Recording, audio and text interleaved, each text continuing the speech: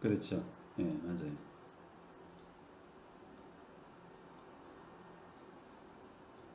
그거는 이제 어느 게 빨리 되느냐의 문제죠, 뭐. 어쨌든 우리가 그 치료 청구하고 그다음에 또 가압류 치료 청구권에 의한 가압류도 하고 그다음에 치료 청구 치료 판결 받아서 경매 청구도 가능하잖아요.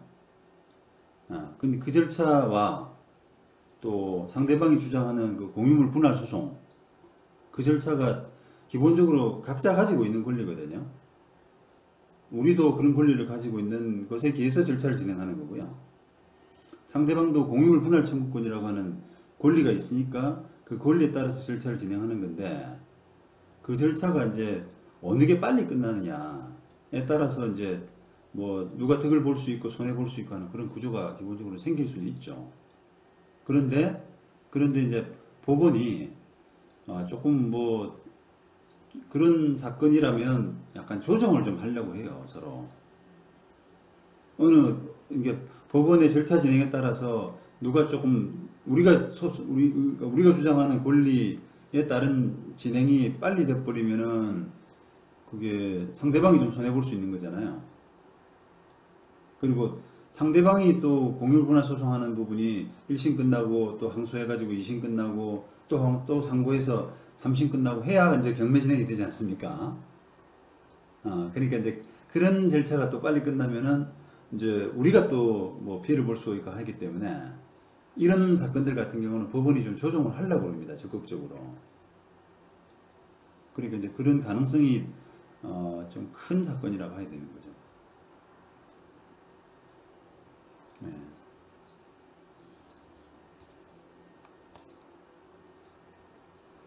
뭐, 예, 예. 크게 뭐 잘못된 건 없어 보입니다.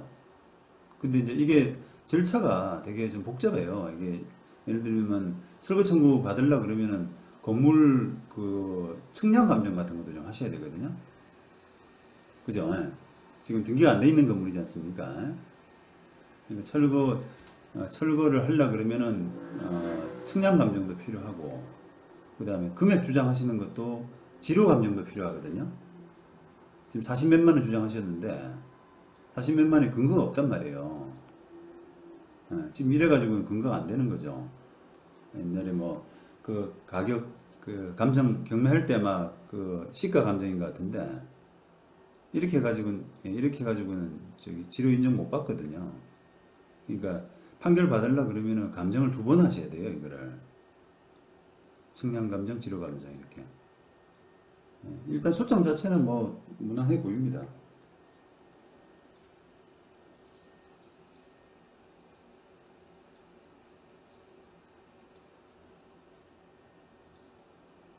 그렇죠. 이제 비용도 들고 시간도 들고 이런 거죠.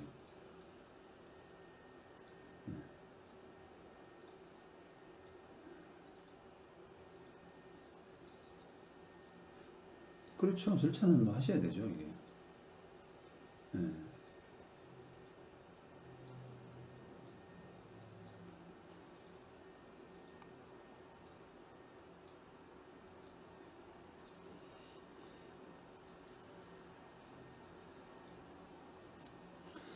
그래 나오는 게 아니라 원래 민사 절차는 당사자가 진행을 하셔야 됩니다, 주도적으로. 근데 법원이 이제 답답하지 않습니까? 당사자가 잘 못하면은 뭐 철거해 달라라고 재판을 구하는데 감정이 필요한데 감정 신청을 안 하고 있으면 법원이 답답하잖아요. 그러니까 이제 권하는 거죠, 재판 도중에. 이거 판결 뭐 원하시면은 철거 측량 감정을 해야 된다, 이렇게. 근데 이제 그거를 원칙은 당사자가 주도해서 하셔야 돼요, 그냥 알아서.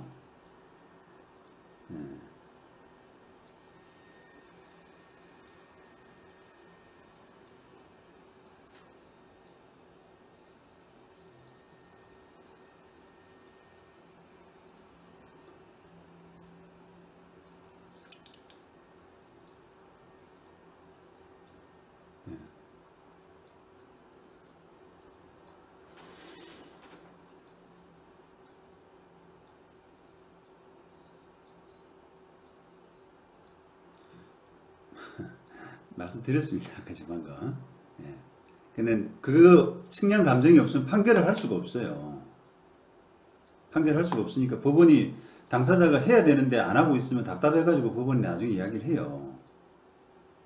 그러면 이제 그게 그만큼 시간이 자꾸 가지 않습니까?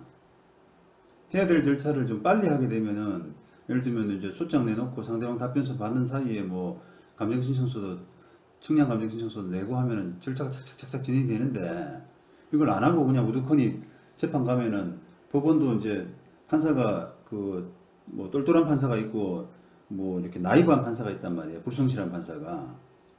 그러면 뭐 이 사건 저기 그 당사자처럼 그렇게 챙겨주지를 못한단 말입니다. 그러면 이제 뭐 첫날 갔을 때 아무 말도 없다가 나중에 이제 한 두세 번 하고 나서 이거 저 미등기 건물이네요. 그러면 측량 감정 하셔야 돼요라고 해서 그때가 이야기한단 말이에요 또. 그러니까 이제 그게 다 이제 시간이란 말이죠 그게.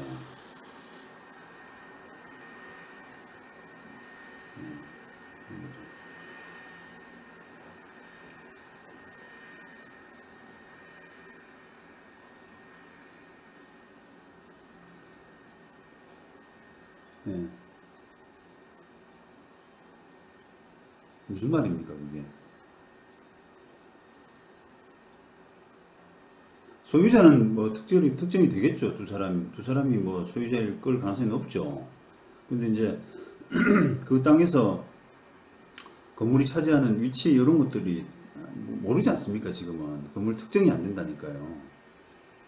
건물 특정 차원에서 그러는 거예요. 아, 그 감정평가서에. 그러면은 뭐 해보시죠. 뭐 그 감정평가서 가지고 조금 이렇게 그 예를 들면 보통 별지 도면이라고 하거든요. 그게 근데 요 땅에 그 건물이 이렇게 차지하는 형태나 이런 것들이 이렇게 그림으로 좀 나와 있어요. 감정평가서에. 아, 그래요. 어,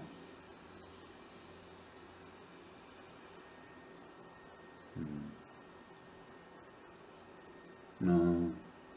그럼 몇 층 건물인데요? 1층, 단층.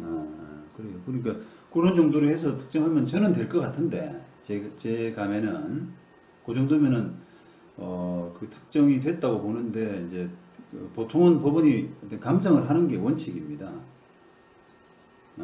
이거 가지고 뭐 집행되겠어요? 이렇게 하면서 감정하는 게 원칙인데 판사가 이렇게 이야기한단 말이에요. 근데 이제 나중에 뭐 이거 판결 가지고 아까 그렇게 그려낸 도면 가지고 그 집행하러 갔을 때 집행관이 이게 이 건물이 그 건물이에요 이렇게 그 이게 반문하고 집행 못한다라고 하는 수가 생기면 곤란한 거죠 이제. 네. 그러니까 그런 부분이 없도록 조금 특정하셔야 돼요. 아니면 좀 사진을 붙이거나.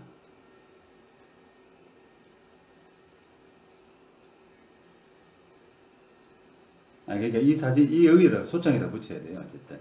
별지 사진과 같은, 별지 도면상 이런 별지 사진과 같은 이런 식의 건물 이렇게 해서 나중에 집행 나갔을 때 동일성이 좀 인정이 돼야 된단 말입니다.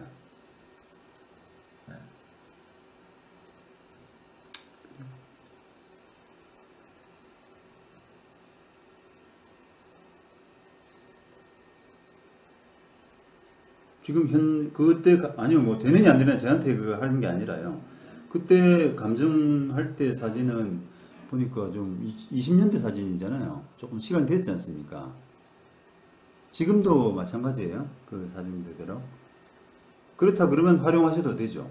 근데 이제 그 사이에 뭐 페인트 색을 바꾸거나 그렇게 되면은 나중에 이게 그 건물이냐라는 오해가 온다니까요. 네, 그래서 그런 거죠. 이제. 네.